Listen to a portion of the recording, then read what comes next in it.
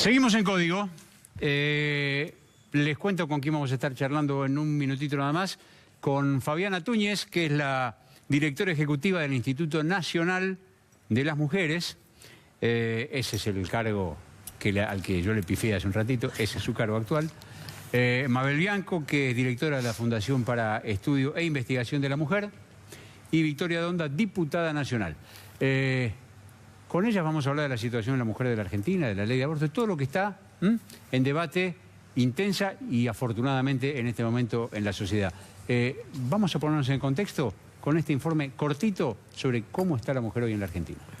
En los últimos años se produjeron grandes avances y se sancionaron leyes como la ley de la patria potestad compartida, cambio en la sociedad conyugal, homologando los derechos de las mujeres a los de los hombres, la ley que crea el programa de salud sexual y procreación responsable, la ley de delitos contra la integridad sexual y la figura de femicidio, la ley contra la trata de personas y asistencia a sus víctimas, entre otras.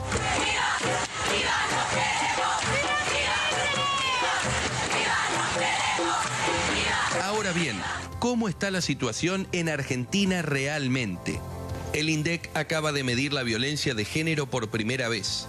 El resultado: se cuadruplicaron los casos en 5 años. Pasaron de 22.577 en 2013 a 86.700 en 2017. Trabajo y salario.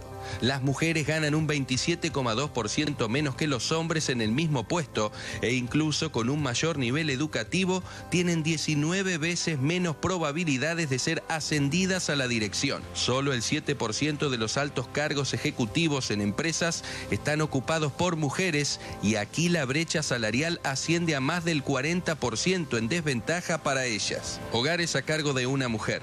El último censo nacional de 2010 relevó a 4.200.000 mujeres jefas de hogar, o sea, el 37% en todo el país. La mayoría de estas mujeres son jefas porque no comparten el hogar con una pareja, están solas o viven con sus hijos. Otras están en pareja, pero son jefas porque aportan más dinero. Educación. Argentina es el país con más mujeres por cada varón en la secundaria, mientras que el 80% de las chicas de entre 15 y 19 años están en la escuela, solo el 67% de los varones de esa edad asisten al colegio.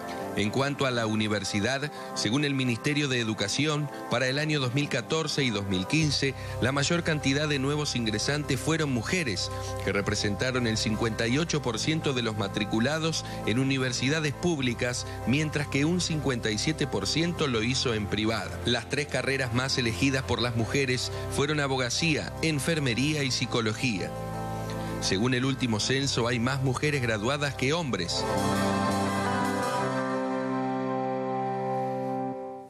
Son datos, muchos datos, imposible retener todos, pero imposible no asombrarse por algunos de ellos. Y les preguntamos a nuestras invitadas, gracias a las 3 por acompañarnos. Pregunto, para la que quiera contestar primero, ¿el debate sobre el aborto no puede terminar tapando todas estas cosas que tienen que ver con los derechos postergados de las mujeres y que por ahí no entran en la discusión pública en este momento? No, yo creo que no, en absoluto. Y digo por qué. A ver. Porque me parece que además de decirlo hay que justificarlo.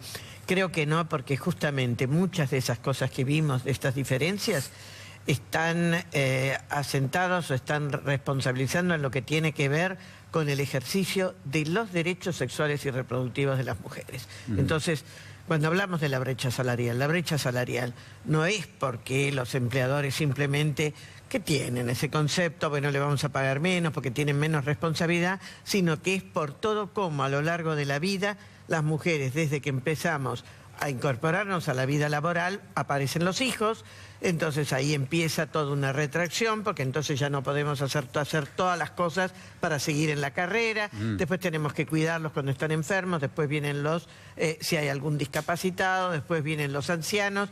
Bueno, quiere decir que todas estas responsabilidades de cuidados que están a cargo de las mujeres son algunos de los elementos que impactan sobre esto, y esto tiene que ver con los derechos sexuales y reproductivos.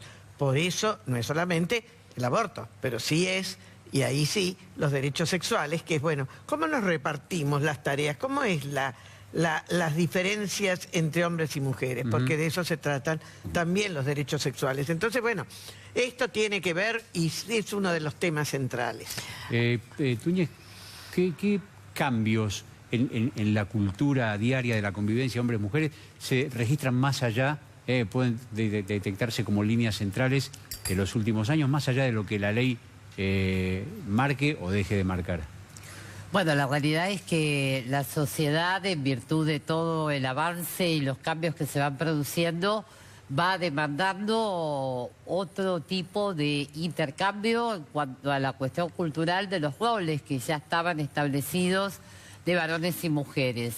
Y en ese sentido, para poder superar parte de estas desigualdades, tenemos que hablar de la corresponsabilidad en el cuidado de nuestros hijos y nuestras hijas. Por eso es importante introducir dentro de la ley de contrato de trabajo algunos cambios que vayan favoreciendo a la corresponsabilidad parental.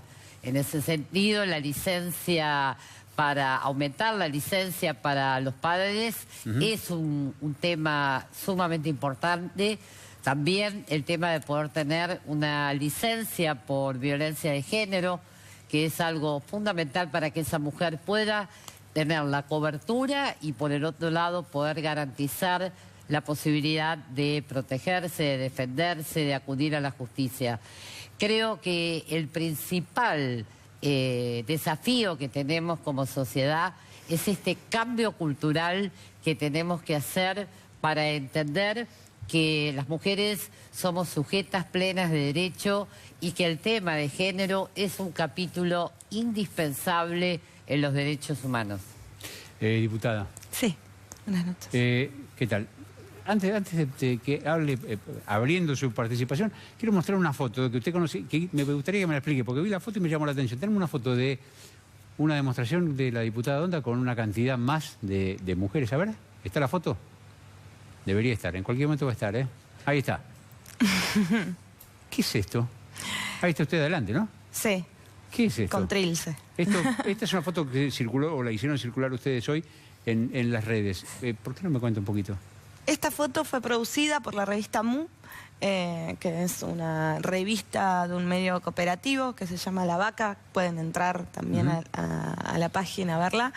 La revista produjo esta fotografía con la presencia de diputados, diputadas, bueno, dirigentes sociales como Raquel Vivanco, que dirige Mumalá, y actrices que puedo nombrar algunas que veo, pero hay muchas de las que seguramente se me van a pasar. Dolores Fonsi, Julieta Díaz, está, bueno, Claudia Piñeiro al lado mío, Nancy Pasos, Mariana Glesser, bueno, hay muchísimas actrices y mujeres de la cultura, mujeres comprometidas, hombres referentes políticos como Gil Lavedra, que vinieron a plantear ahora es cuando aborto legal, seguro y gratuito. ¿Esta foto se tomó cuándo? Hoy a la mañana. Hoy a la mañana. Y le pregunto lo mismo porque finalmente usted es la que encabeza la firma de 71 diputados, que es una cifra inédita, y de nuevo, lo que es distinto, para acompañar o para promover un proyecto que es el proyecto que va a tratarse sobre aborto legal, seguro, gratuito. La misma pregunta con la que abrí este espacio es: ¿la discusión por el aborto no va a tapar todo el resto de las discusiones o de los temas que tienen que ver con el derecho de la mujer? No, igual que dijo Mabel, atraviesa todo, es transversal a todos los debates. ¿Por qué? Porque cuando vos discutís el aborto, discutís el lugar de la mujer en la sociedad. Y discutís la soberanía de la mujer sobre su propio cuerpo. Discutís algo que no se puede que no se puede ocultar. No le pueden ocultar aún aquellos que con respeto están en contra de la despenalización o de la legalización de la interrupción voluntaria del embarazo, que es la mujer. A lo largo de la historia ha buscado métodos para interrumpir sus embarazos, aborta y va a seguir abortando. O sea, nosotros no estamos discutiendo aborto sí o aborto no, porque la soberanía sobre nuestros cuerpos es un reclamo histórico de la mujer y lo va a seguir siendo. Nadie renuncia a su libertad. Entonces, lo que estamos discutiendo es si aborto clandestino o aborto legal. En eso nos tenemos que poner de acuerdo. Ese es el debate cuando debatimos despenalización o legalización de la interrupción voluntaria del embarazo. 24 segundos para iluminar un poquitito, en 24 segundos, un tema, el del embarazo adolescente. A ver. Si hablamos de sexo, no es tan complicado, no hay que ser inteligente, solo estar bien informado. No tengas miedo, háblalo libremente, aprende a ignorar los prejuicios de la gente. Sobre todo cuando es algo normal, si te da mucha vergüenza preguntar no está mal. Somos humanos, todos sentimos, antes de tener una relación lo decidimos. Bueno. ¿Qué le gustó? Bueno, a mí me Amada encantó del rap porque lo produjimos julianero. nosotros, eso, así que ese es Julianero, es un youtuber, realmente un influencer, un muchacho de 21 años, que el año pasado, para el 26 de septiembre, nos hizo esa canción, y es youtuber para justamente la campaña que hicimos con UNICEF y otras 4 organizaciones no gubernamentales sobre la llamamos Querer Posta, que estaba planteando eso. Bueno, ahí nos planteamos esto de el consentimiento, porque uno de los problemas que tenemos es que el embarazo en la adolescencia es también porque, por un lado, le falta información a las chicas y a los chicos, pero además también en esa falta de información está esos valores que, bueno, la chica dijo que no, pero en realidad se está queriendo... Quiso decir que sí. Eso. O ni. No, no es no. Y entonces él armó esa letra y con sus palabras, y llegó muchísimo realmente. ¿Por qué? Porque les habló a los pares de cómo hay que entender y cómo es ese respeto, algo que parece que ahora nadie quiere hablar y sin embargo existe, de que hay que entender y hay que ponerse en la situación de que por el fondo es lo que hace esta desigualdad en la que el hombre cree que tiene derechos sobre las mujeres, que se mantenga la violencia. A mí me gustaría agregar algo con respecto a este tema, que tiene que ver que el Ministerio de Desarrollo Social y el Ministerio de Salud armaron junto con cada una de las provincias el Plan Nacional para la Prevención del Embarazo No Intencional, justamente dirigido a esta franja de niños, porque en definitiva son niñas, que da una atención integral a estos casos, donde en el NOA y en el NEA y en parte de la provincia de Buenos Aires realmente es un problema muy, muy grave, porque en muchos casos son, como dice Mabel, en función de una relación con otro chico, pero en muchos casos son por abuso sexual de algún pariente cercano o algún familiar. Entonces, este tema es un tema que preocupa y mucho al gobierno nacional. Sí, la realidad es que no se aplica la Ley de Educación Sexual Integral. Digo, acá hay una responsabilidad de los gobiernos provinciales que tienen a su cargo la aplicación de la ESI, pero también hay una responsabilidad de las autoridades de toda la comunidad educativa. Por supuesto, la responsabilidad del Estado es indelegable y en esto hay que ser muy autocríticos. La Ley de Educación Sexual Integral no se está aplicando y no se está aplicando sobre todo en provincias donde la situación es muy compleja. Según datos que uno ha reunido, el embarazo adolescente ha sido el 15% de los embarazos en la Argentina en 2017, ¿no es así? Es enorme, sí, las cifras son enormes. Sigue creciendo. Yo no me acuerdo todo el discurso del presidente, pero usted lo debe haber escuchado el 1 de marzo, diputada. Habló el presidente de un paquete de iniciativas. Dijo que era un problema, la verdad es que no escuché el paquete, no habló del paquete de iniciativas, no lo anunció por lo menos en el discurso inaugural, dijo que era un problema. Lo que pasa es que relatar que es un problema, es un problema en sí mismo, sobre todo de quienes tienen la responsabilidad de aplicar la Ley de Educación Sexual Integral. Es un problema que no se aplica en la Ciudad de Buenos Aires, por ejemplo. Realmente es un tema que nos preocupa y nos preocupa mucho. Es uno de los lemas de la campaña. Quienes planteamos la legalización de la interrupción voluntaria del embarazo, lo primero que decimos es educación sexual para decidir, anticonceptivos para no abortar, aborto legal para no morir. A propósito de esto, o como, no a propósito, sino en muchos casos como origen de esto, está el tema del matrimonio infantil. Sí. que es un hecho que en la Argentina sucede. Tenemos en 22 segundos estos datos.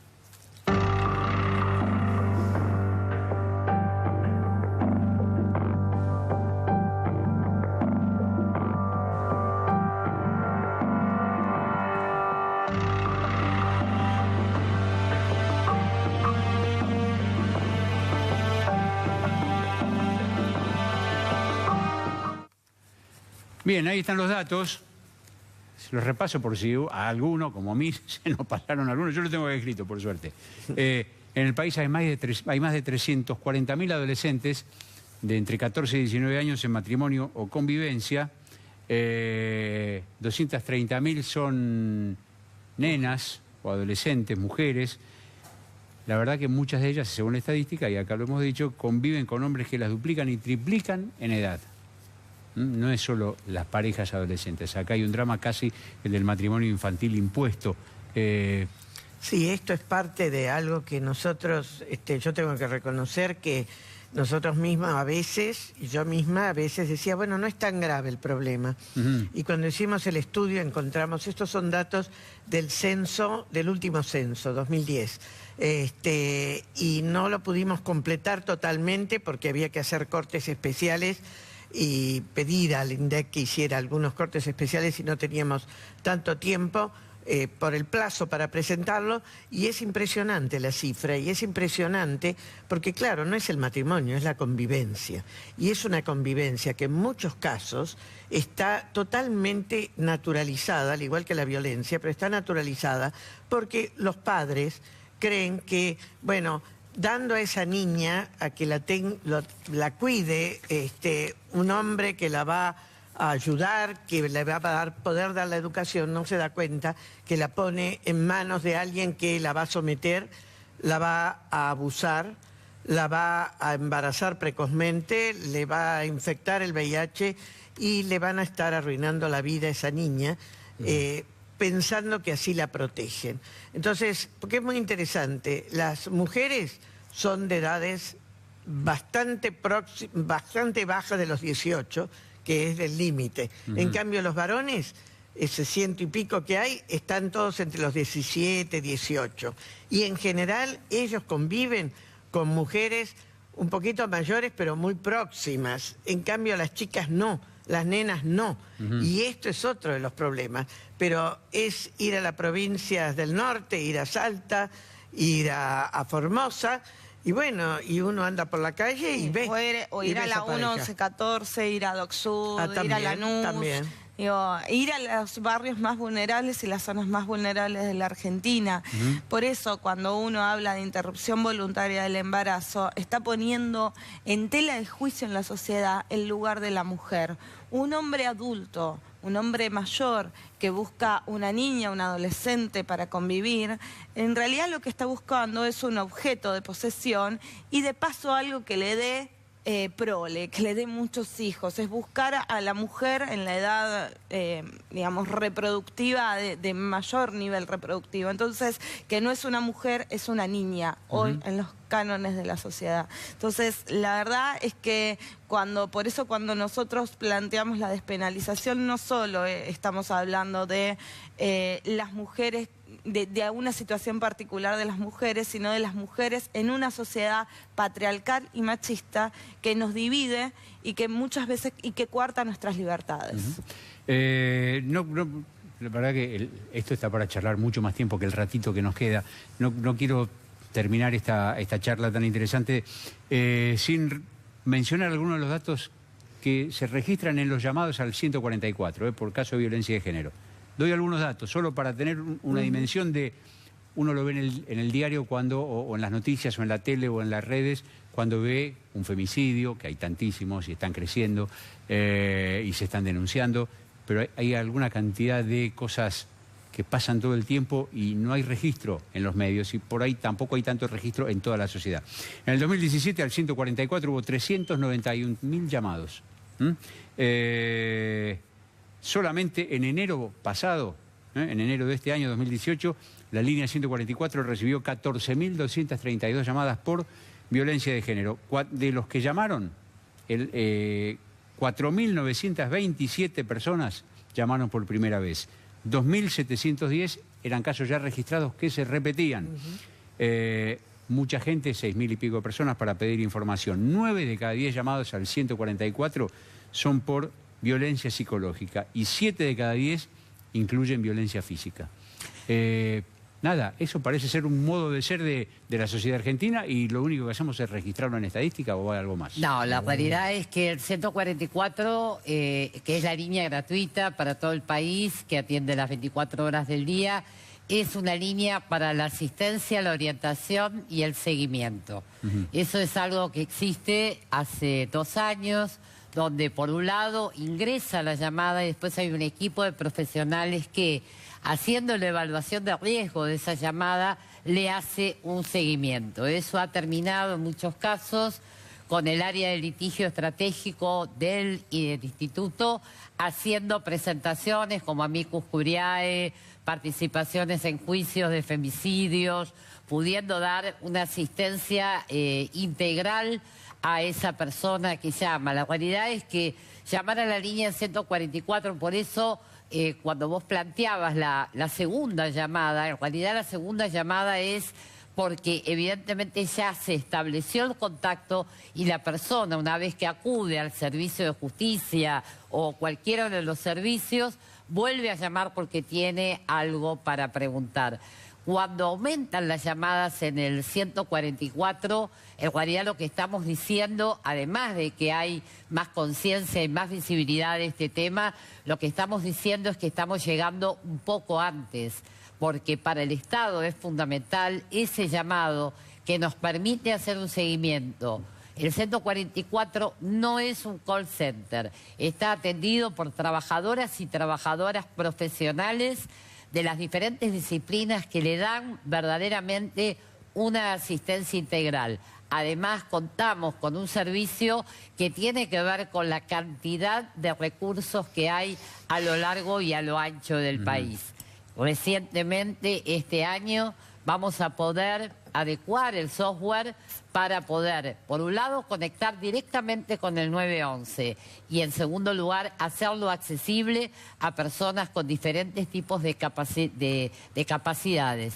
Claramente el 144 es una herramienta que sirve, claramente. Y obviamente una llamada al 144 no dura 2 minutos como cualquier call center. El promedio de atención de una llamada al 144 es de aproximadamente no menos de 13 minutos, porque nos damos el tiempo para poder escuchar, para poder asesorar y fundamentalmente para transmitirle a esa persona que llama, a esa mujer que llama, que no está sola y que la vamos a ir acompañando. Porque a veces no llaman nada más que por una situación extrema.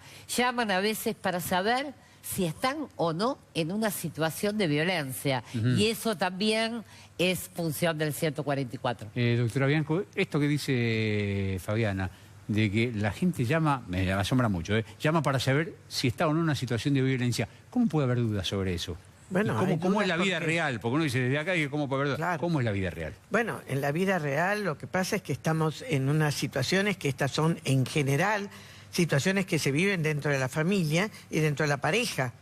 Entonces ahí entra algo en lo cual se está teñida por todo ese afecto, por todo el amor, y de repente uno dice, bueno, pero ¿soy yo que estoy ahora poniéndome muy sensible o es que realmente hay violencia? Y por eso hay que explicarle a las mujeres, a los familiares y muchas veces a los propios agresores, aunque ellos es más difícil, que las situaciones de violencia están tan naturalizadas que muchas veces no nos damos cuenta. Por eso lo más importante es desnaturalizar. No es normal la violencia en las relaciones de afecto, no es amor si hay violencia. Y la violencia es, bueno, vos no sabés nada, hasta yo te doy una palmada o un buen golpe, o te saco todo el dinero, porque la violencia económica también existe y por eso está en todas las capas sociales, o también cuando aquí, en estos ambientes, solamente somos un cuerpo del cual se nos mira y somos como muñecas y no es como que no tenemos nada ni en la cabeza, ni para pensar, ni para dar. Eso también es violencia y es la violencia simbólica.